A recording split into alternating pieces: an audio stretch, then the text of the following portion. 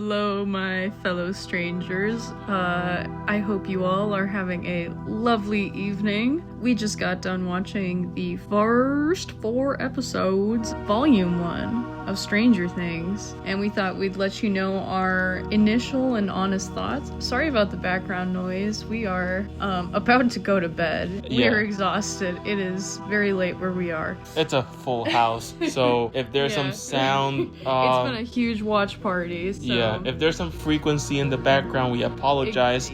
This is our first initial thoughts on Season 5, and I'll be honest, I'm enjoying what I'm seeing so far. There are some things that I'm a bit iffy on, especially during the 4th episode, the last 20 minutes of episode 4. We will get there. Episode 1 was the crawl, and that kind of establishes everything. I really liked how we kind of had to put the puzzle pieces together of like, oh, this is Hawkins now under military control, and everything sort of got revealed, what they've been doing, catching the audience up to speed on the past year? Since it's been the last season? So. The last season ended in 1986 in March. Right. And this picks up literally a few days before the anniversary of Will Byers' disappearance in 1987, so about a year and a half. And I know they did the big massive time jump because, the big complaint that people had over the years is that, oh no, the kids are getting older. They look way too old to be teenagers in high school, which is... I don't mind that. I don't think that's true. Honestly, they're seniors in high school. They look like seniors in high school, right? Yeah. Well, I think they're juniors, but even then, seniors, either way. We've been watching 20, 30-year-olds play high schoolers before, and they were 21. If anything, this is nostalgic because where are all the 30-year-olds playing teenagers? Yes. Oh, well, there's some here. Steve and Jonathan are probably 19 or 20. And are you serious? They're supposed to be 19? No, right, I mean, they're supposed to be in their early 20s. Wait, how old would they be? Nancy, Jonathan, and Steve, they are 19. We can insert their ages here, but I think we've grown to love the characters so much that it's your suspension of disbelief is already there. Yes. So honestly, at the end of the day, the actors looking older than what they're supposed to be, not really a big deal to me. But The Crawl was a really good episode, and it was engaging how they were setting up the mystery. I'll say this, the second episode, The Vanishing of Holly Wheeler. That one had me. I really liked that one. Yeah. And obviously everybody saw that, title about a year ago. Yeah. It was leaked last year in the spring, and people were like, oh, the Duffer Brothers, when they revealed the title, it just said The Vanishing of, and they blurred out the title, and people thought, oh no, it's 11, it's Henry Creel, but really it was always Holly Wheeler ever since they recast her in the role. There was a theory that was going to be about Henry Creel going. That was one of the big theories last year for sure. Yeah. That episode, I didn't expect the Wheeler parents, Karen and Ted, to just be gored. Oh no, that was horrifying. I didn't expect that. I was so scared. I thought Ted would survive, but then one of our members of the watch party is Ted's dying. Ted's dying today. He's dead. He's so dead. He became a hero for a split second. And this was the one time we got to see him do something outside of the couch or the chair he's always in. Yeah. he played golf for 5 seconds.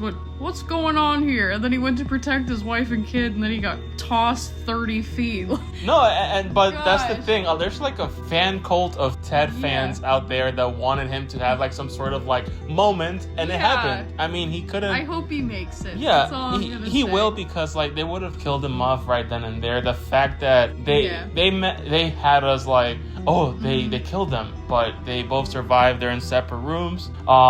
And at this point, my guess is if they do survive the series, they're not gonna be together, because there was that scene in the first episode where they were going off on each other. Yeah, she was wine drunk and arguing with him. And she was probably thinking of Billy at that time.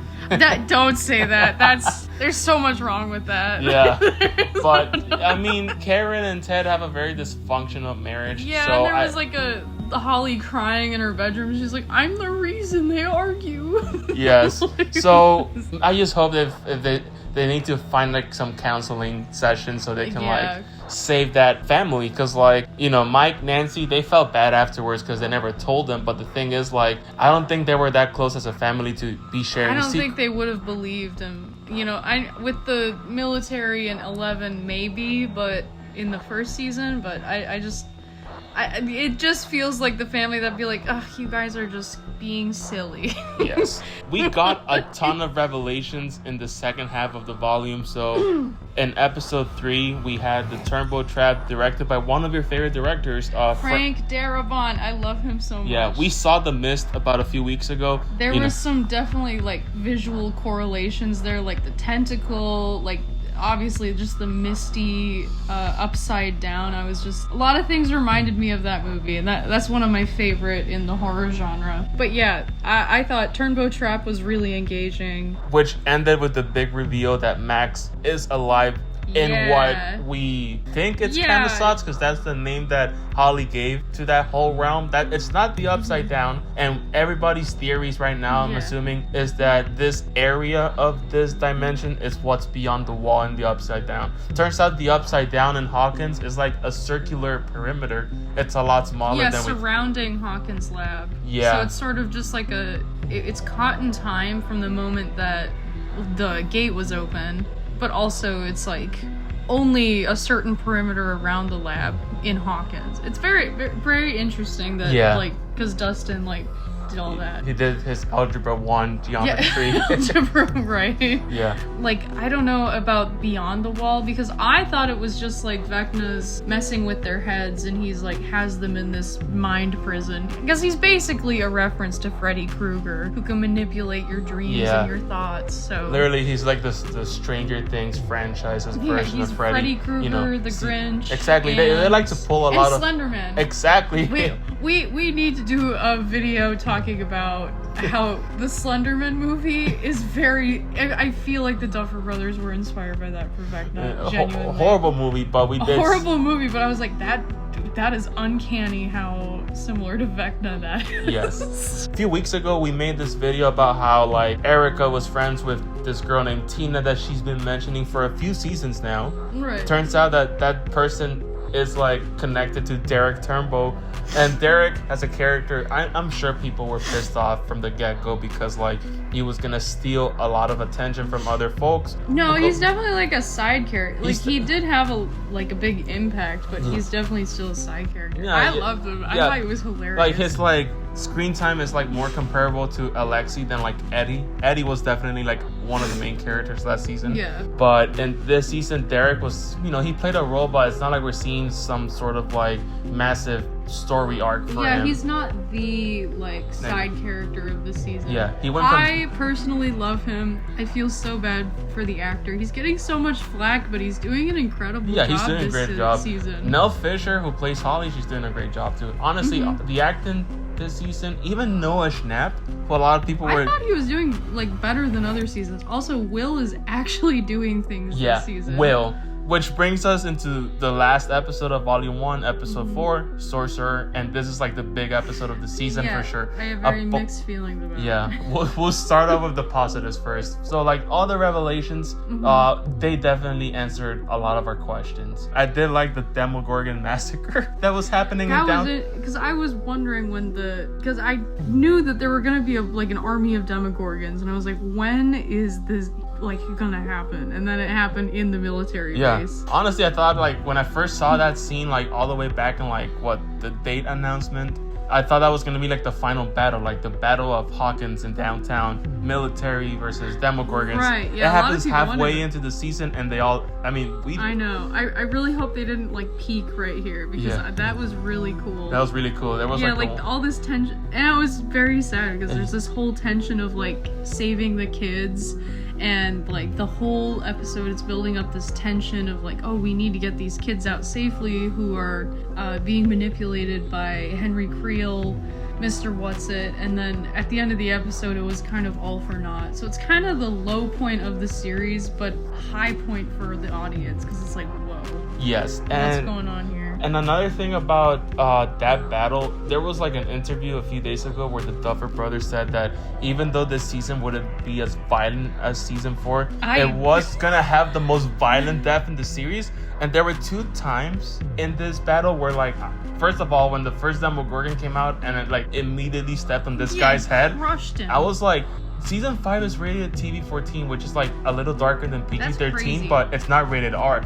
But then right at the end when Vecna shows up and this guy's face gets brutally like stabbed through. He like Groots him. You know that Groot's move where he like shoots out his arm? That's what it reminded me of. Like a Groot arm, and like it went through the guy's face, and I was like, wow, everybody, the watch party, we all dropped our jaws when that happened. Like, oh my god. Yeah, that was brutal. That was ugly. I like the focus that Will and Robin and their friendship based on bonding over like their explorations of their identity. Exactly. And I really enjoyed that last scene. I am emotional and I teared up because I was like, that's such a sweet thing. I'm sure that, and I know that this is gonna cause some comments, Bylers are probably gonna have one hell of a night tonight because, you know, they were 2 scenes where like you saw Will and just like having such a cute moment with Mike, and even you can see like how the background suddenly becomes like almost like blurred out because Will's just like crushing on Mike in the scene in the fields. Right. And then later on, at the end, when we see like baby Will and baby Mike,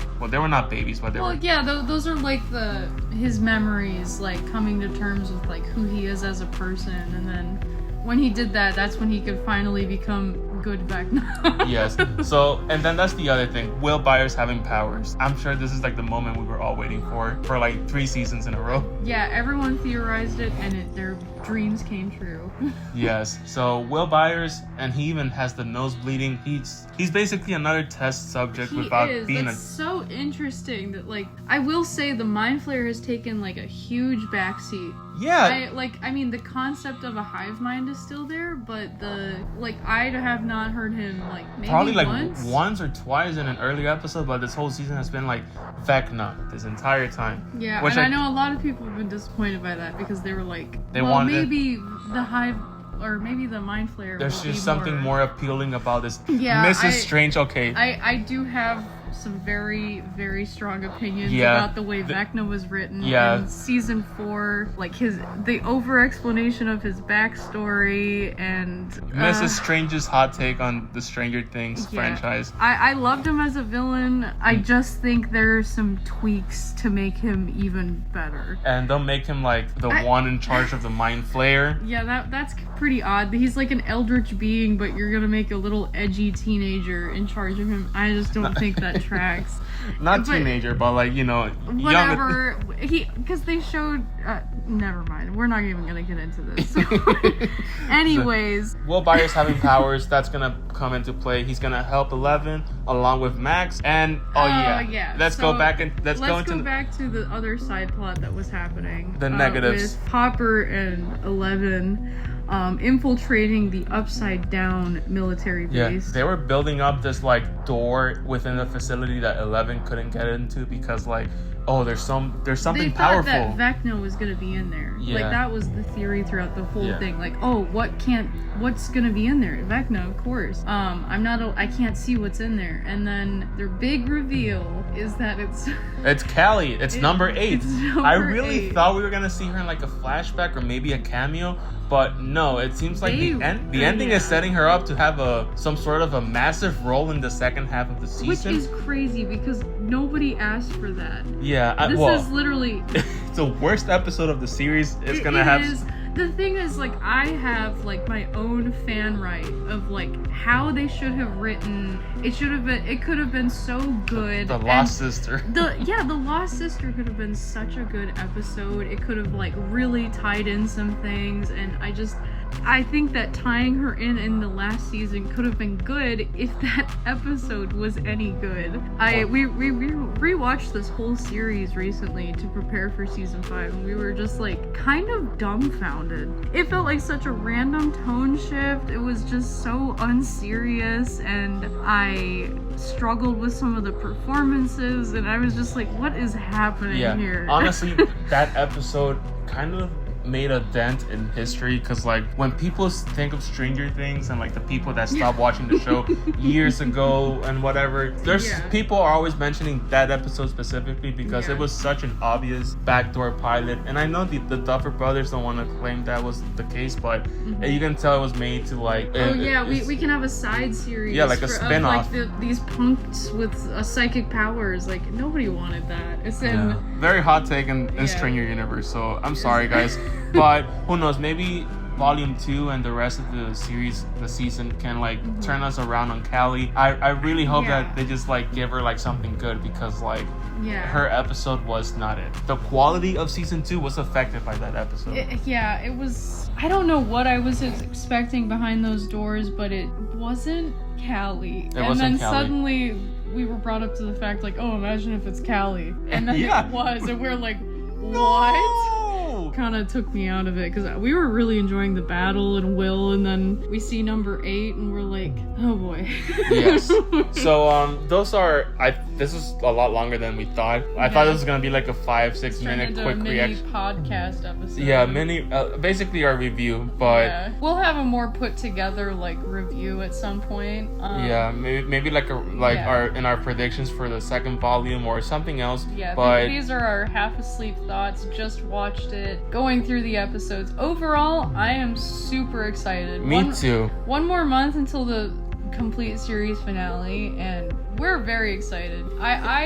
I had my doubts with some of the leaks, because I was like, oh, I'm a sucker for good writing. Honestly, I'm liking this season way more than I thought. I mean, I never had like any like bad expectations, but season 3 is like it's like my guilty pleasure. And honestly, I did enjoy season 4, even though like you said, Vecna being the main villain was like kind of a bummer, but I still like that it brought the show back to like its scarier, darker roots. Season 5 feels like a true spiritual successor to like the early era of Stranger Things. Like all the character relationships, Eleven and Hopper together. The Byers family is back at the forefront. You know, Will and Joyce are having scenes together. There's like some funny character moments too, but they aren't like taking you out of it.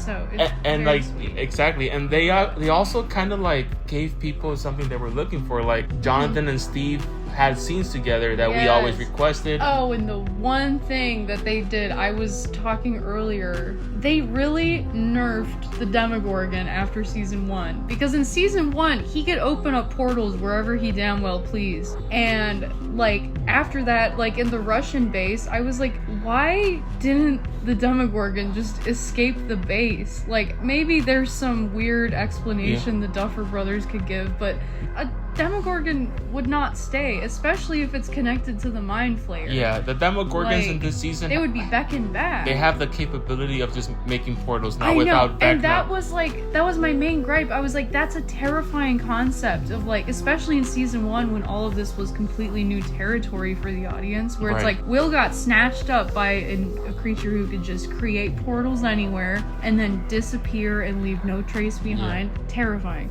And then like in the next few seasons, I'm like, he wasn't scary anymore because they took that ability away. Nah, they made the Demogorgon scary again this season. They did. I liked it. So I was very pleased with that. Yep. Now on to the next volume, but stay tuned for more episodes throughout the weekend. We'll try and release one tomorrow, but we'll try our best, because after all, this is a holiday weekend and family is important. But you guys are our family, so we are I know this is gonna stay fresh in our minds for the next week, so expect videos every day now with our voices revealed. Heck yes. Anyways, guys, this is Mr. Strange. And I am Mrs. Strange. And we are the Stranger Universe family. Thank you all for watching. Bye.